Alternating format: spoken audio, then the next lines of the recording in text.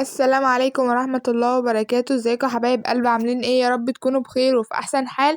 قبل ما نبدأ الفيديو كده متنسوش اللايك والاشتراك في القناة وتفعلوا الجرس عشان يوصلكوا كل جديد بنعمله وهنعمله ان شاء الله. تخليكوا كده معانا دايما وفي ظهرنا ومنورينا كده. وقبل ما نبدأ الفيديو كده متنسوش اللايك والاشتراك في القناة وتفعلوا الجرس عشان يوصلكوا كل جديد بنعمله وهنعمله ان شاء الله. وتخليكوا كده معانا دايما وما تحرمش منكم ابدا ابدا ابدا. وطبعا متنسوش تصلوا على النبي قبل اي حاجة طبعا. وصباح الخير او مساء الخير على حسب الوقت اللي تشوفوا في الفيديو. وحشتوني جدا جدا جدا والله. ومعلش مش هنغيب عليكم تاني، احمد كان تعبان بس شوية فايه. معلش اعذرونا كده، وهو ما بنغيبش عليكم غير لما يكون في حاجة. فمعلش وان شاء الله ربنا مش هيجيب اي حاجة وحشة ابدا تاني. والحمد لله على كل حال، وربنا يخليكم لينا يا رب وما تحرمش منكم ابدا ابدا ابدا من حبايبنا اللي يدعولنا. اللي بيدعولنا وعلى طول وبرضو اللي سألوا علينا كتير في الفيديوهات. انتوا ما بتنزلوش ليه وحشتونا وكده. على فكرة انا بقرأ كل التعليقات، ربنا يخليكم لينا يا رب وما تحرمش منكم ابدا ابدا ابدا. ويديمكم لينا يا رب كده طول العمر وتفضلوا معانا كده وتسألوا علينا على طول ومش هنحرمكم مننا ابدا ابدا والله. بس اعذرونا، بس كان احمد تعبان شوية. تمام. متنسوش كده اللايك بقى حبايب قلبي زي ما قلتلكوا، الاشتراك في القناة وتفعلوا الجرس عشان يوصلكوا كل جديد وتعملوا لايكات كتير كتير للفيديو. طبعا اول فيديو كده غسلت الاطباق اللي كانت في الاطباق اللي كانت في الحوض وكده بتاعة الفطار. قبل ما نبدأ الفيديو كده، طبعا انتوا طلبتوا مني ان انا اطبخ. تمام. فحبايب قلبي ما اقدرش ان انا احرمكم من يعني من طلباتكم. فقلت اطبخ معاكم كده النهارده يوم كده. وطبعا كانت ماما عندي من امبارح اجت سوا كده. والجماعة ما هماش هنا، ماما فادية ولا أبلة أسماء ولا بابا جمال ولا هجورة الصغيرة وكده. أنا وأحمد اللي كنا في البيت بس، ويا دوبك ماما فادية وهما مشوا من هنا وماما جت من هنا. مكانتش تعرف ان هما مش في البيت يعني وكده. فجت بقى قلنا لها ما انتيش ماشية ومين اللي هيقعد معانا وكده. فقعدناها معانا امبارح وباتت معانا كده، وكانت عاوزة تمشي الصبح بدري. فايه قلت لها لا ما انتيش ماشية وهتقعدي معانا وكده. فقعدت معانا وعملت لها اكل زي ما انتوا شايفين وهتشوفوا دلوقتي. و... وطبعا صورت وقلت حبايب قلبي اللي طلبوا مني ان انا اصور وانا بطبخ وكده. فقلت اعمل لكم فيديو النهارده كده سريع وبسيط. فخليكم معانا كده حبايب قلبي وما تروحوش اي حتة. وربنا يخليكم لينا يا رب. طبعا كده حبايب قلبي في الاول خالص زي ما قلت لكم ان انا غسلت كل الحاجه اللي على الحوض، وكانت حاجات الفطار يعني. فجيت بقى كده ونشفت الحوض ونشفت كل حاجه عشان ابدا بقى ايه. ابدا كده حبايب قلبي من على جديد. واي حاجه تانية انتوا هتشوفوا دلوقتي كركبه. يعني انا عملت كده وهتشوفوا كركبه دلوقتي اكن ما عملتش حاجه، والحوض ما كانش متنظم خالص. بس ماما حبيبة قلبي ساعدتني برضو وعملت معايا عملت معايا الحتة يعني وكده. فربنا يخليها لي يا رب، وهتظهر معايا يعني في الفيديو دلوقتي. ف وهنا بقى كده كنت غسلت الحوض كده برضو على جديد برضو عادي. نضفت كده بقى ايه، غسلت الحنفية كده بالسلك زي ما انتوا شايفين. وغسلت الحوض كده كويس. وهنيجي بقى ايه، الفرخة اهي. تمام. كانت ما لسه ما فكتش يا جماعة، كانت جامدة خالص لان انا كنت لسه مطلعاها. فايه ما كانتش لسه فكت، فسبتها بقى ايه شوية تفك كده. وقمت بقى رحت بقى ايه اكمل بقى الحاجات البصل والبطاطس، وهتشوفوا دلوقتي انا بعمل ايه. انا مش عارفة الفيديو عامل كده ليه، بس مش عارفة هو عامل كده ليه، بس انا قعدت اظبط فيه على قد ما اقدر. تحس ان هو بقطع كده، فمعلش يا حبايب قلبي اعذروني لو ظهر لكم بقطع كده. معلش اعذروني يا حبايب قلبي. تمام. جيت كده بقى ايه، جبت البصل كده وبطاطس وقعدت اقطعها كده. اقشرها قصدي، قشرت كده البصل والبطاطس زي ما انتوا شايفين. وهخرط بقى ايه، اخرطهم كده واعملها البطاطس. طبعا هعمل بطاطس غموس وكده. والطماطم هناك اهو، وجهزت كل حاجة. ومتنسوش كده اللايك حبايب قلبي والاشتراك في القناة وتفعلوا الجرس عشان يوصلك كل جديد بنعمله وهنعمله ان شاء الله. وخليكم معانا كده دايما ما تروحش اي حتة.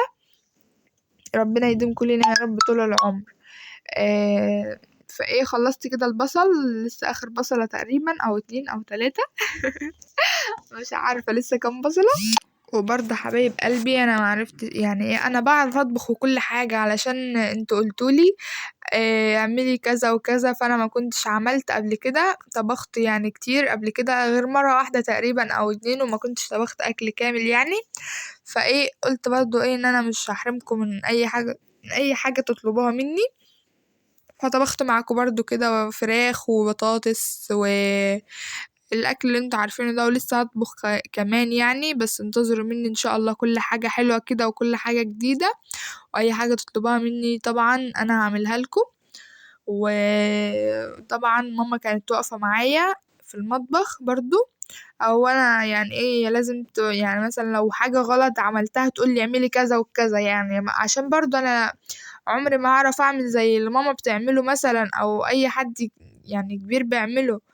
ف لازم حد يكون واقف معايا وكده في المطبخ. جبت بقى كده القطاعة دي فقلت اجربها واعمل بيها حاجة، فعرفت ان هي ملهاش لازمة اصلا، واللي انا بعملها يعني في الشغل اللي انا بعمله ده. فقلت برضو ايه انا اصلا كده اصلا ايه تقريبا انا شكلي قطعت البطاطس يعني ايه بطريقة مختلفة، بس ايه هي بقطعها كده عادي، بس في طريقة تانية يعني البطاطس بتتقطع بيها يعني. فبرضو عملتها كده زي ما انتوا شايفين، قطعت البطاطس كده مربعات زي ما انتوا شايفين. تمام. وهجهز كل حاجة دلوقتي وكده، جهزت البصل ولسه التوم، وهجهز كل حاجة معاكم. وطبعا اللي لسه مشتركش في قناة الحياة أجمل مع أحمد، قصدي جمهورية أحمد وأمل، يروح يشترك فيها بسرعة. واللي لسه مشتركش في قناة يومك أحلى مع هايدي ورميساء يروح يشترك فيها برضو بسرعة. واللي لسه مشتركش عندنا قنوات كتير، لو قلت من هنا الفيديو يخلص والله، بس خليكم معانا كده عيلة واحدة كده مع بعضنا، اللي عندي عند ماما، عند أبلة أسماء، عند شوشو، عند بابا جمال، عند كله. خليكم معانا كده نبقى عيلة واحدة زي ما احنا كده عيلة واحدة. وربنا يخليكم لينا يا رب حبايب قلبي، ويديمكم لينا يا رب كده طول العمر، وما تحرمش منكم ابدا ابدا. هنشوف دلوقتي هنعمل ايه مع بعض، وخليكم معانا كده لسه الوقت كتير والموال طويل. طبعا حبايب قلبي افضل اسجل معاكم دلوقتي يجي تلت ساعة. معلش الفيديو يبقى طويل عليكم، بس طبعا الطبخ بيبقى فيديو الطبخ بيبقى طويل كده، فايه ما تزهقوش مني بقى كده ولا تروحوا في اي حتة، وخليكم معايا. طبعا طلعت القطاعة دي. هتقولي لي انت عروسة وما عندكيش كبة، انا عارفة ان التعليق ده هيجيلي والله.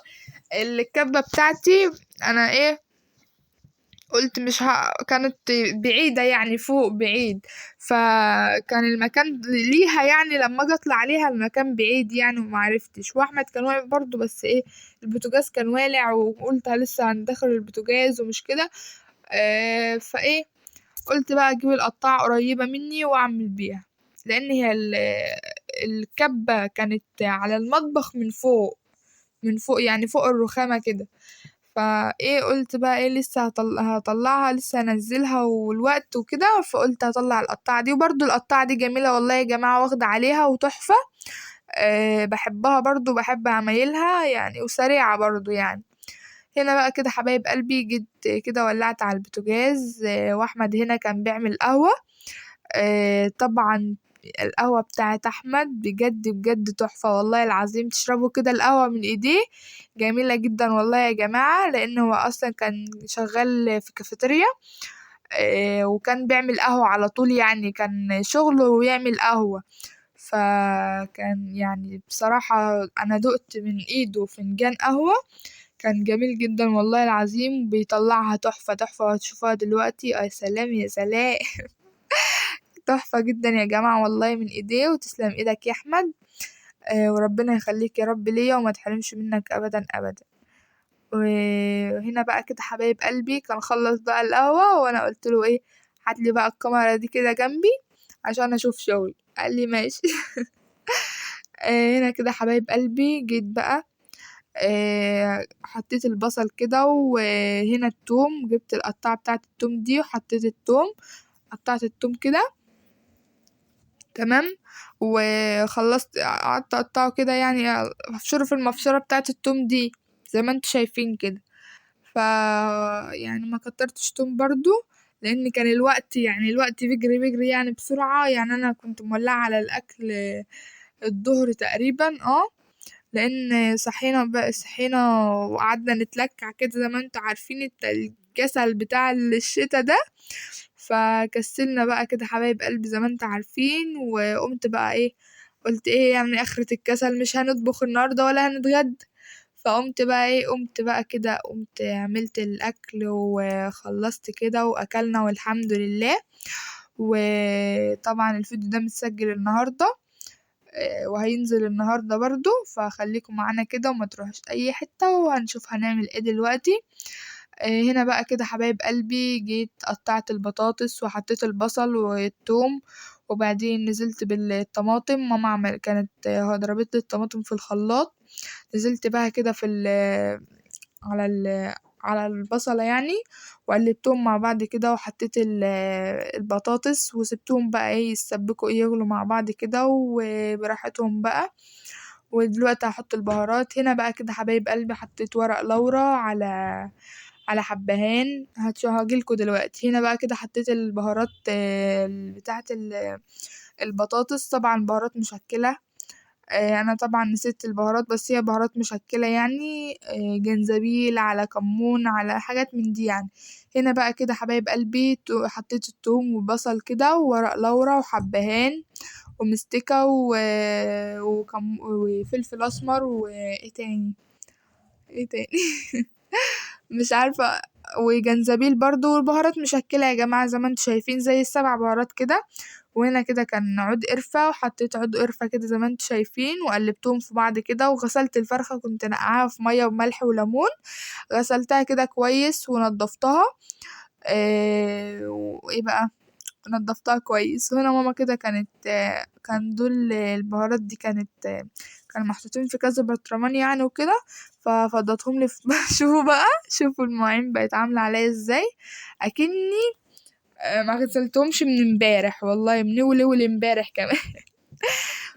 طبعا ماما ساعدتني برضو فيهم وغسلتهم معايا. وهنا الفرخة كده كنت نضفتها وعملتها كده زي ما انتوا شايفين، وحشيت بقى حطيت بقى كده فيها بصل من الجنوب، ومن في بطنها كده من جوه، في قلبها قصدي، وحطيت برضو فيها كده عليها من بره، ومن بره كده من قلبها، من صدرها كده، ودهنتها كده كلها، وبعدين بقى قلبتها على بطنها كده، وهنولع عليها بقى كده، وهحطها بقى اسيبها لوحدها شوية.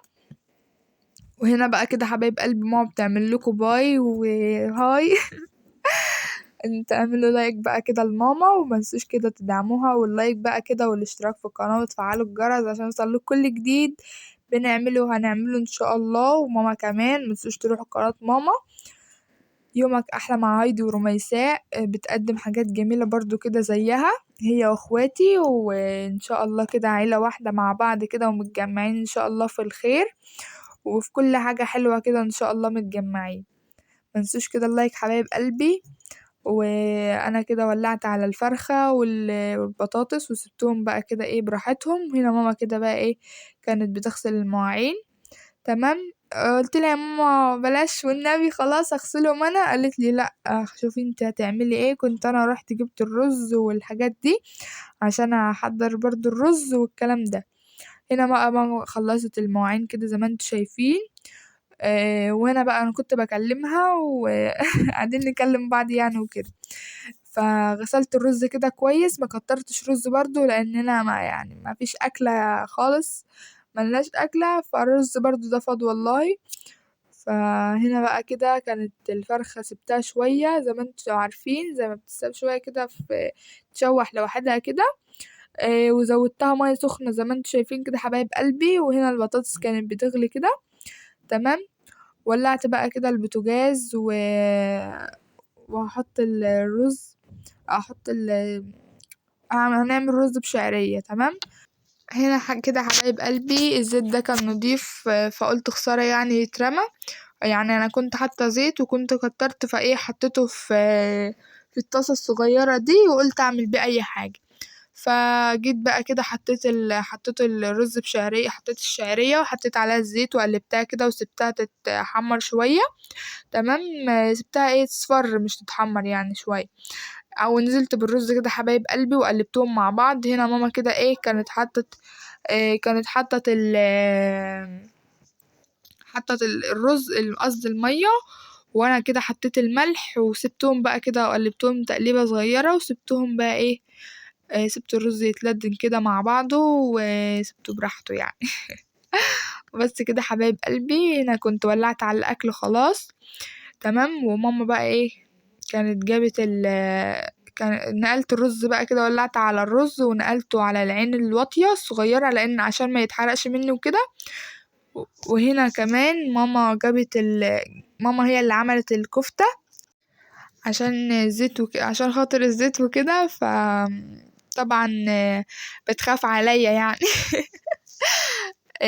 طبعا الكفتة دي باللحمة ماما هي اللي عملتها، قالتها لي كده وجابت مناديل وجابت طبق كده وحطت عشان خاطر ايه بقى الزيت ما يعملش في الطبق ويلزق كده. تمام. وايه بقى طلعتها كده على طول وكانت خلصتها على طول كده، وبرضو جابت الفرخة وهي اللي حمرتها برضو وقالت لي خليك بعيد عن الزيت خالص، لان انا حصل معايا مواقف كتير بالزيت يا جماعة. كانت ايدي اتحرقت وكان برضو اتحرقت كتير والله. ومرة كنت انا ورميساء في رمضان بقى وانا صغيرة خالص يعني. كنت انا ورميساء كده بنلعب في رمضان بالسلك، عارفين بقى السلك وكده. فكنت بلعب كده انا ورميساء، فقامت رميساء كانت جايبة ايه سلكة كبيرة كده، النار لقطت فيها من غير ما كانت تولعها. فقام بقى ايه كانت رميساء اتعصبت بقى، قامت جايبة البتاع السلكة وقامت حتفاها في وشي كده، وش كل ولع يا جماعة واتحرق. فالحمد لله على كل حال وبقيت تمام ووش رجع زي ما هو والحمد لله. هنا كده حبايب قلب ماما كانت حطت الفرخة تتحمر واتحمرت وبقت زي الفل.